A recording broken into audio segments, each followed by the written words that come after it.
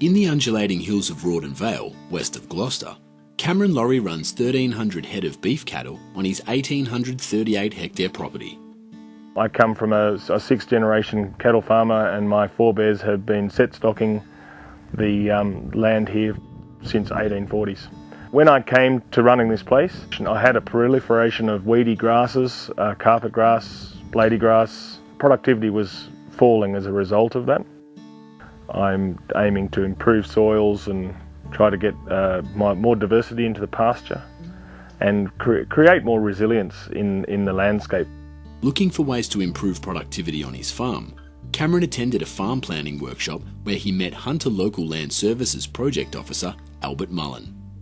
Yeah, just seeing Cam's goal for his property and stuff like that, I could see it could match in with our National Land Care Program initiative. And so I came on site here and we had a look around the property and looked at all the issues he had with eroding gullies and his water resources and his paddock setups. He's mostly set stocked at the stage, and he had a lot of grasses that were growing rank, and he needed to have some sort of system that he could manage those grasses more effectively with the stock he had.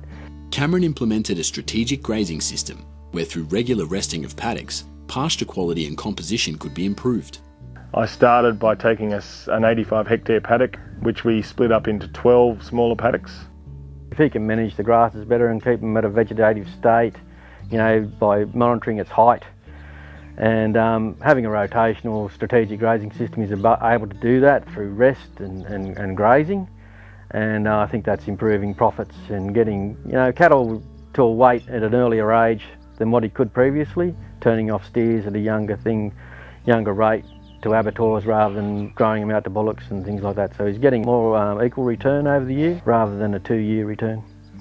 Already we're seeing quite useful increases in stocking capacity on the paddocks that have been done. Within 12 months, that the ability of that particular 85 hectares to carry stock had probably doubled. Soil and pasture analysis was undertaken to monitor the new strategic grazing paddocks. With monitoring, I've utilised the help from the local land services guys, and we've had some really good results. We've got an agronomist, and we did a bit of soil sampling and measuring nutrients in the soils, and we did a bit of adjustments there with his fertility program.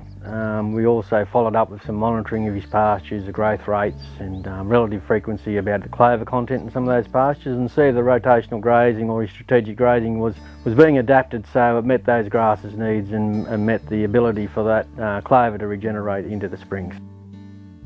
Grazing management is exactly that. You're actually managing your grass. You're a grass farmer as opposed to a grazier, so you're looking at things a little differently to how it's been done in the past. It's all about encouraging the species you want to proliferate.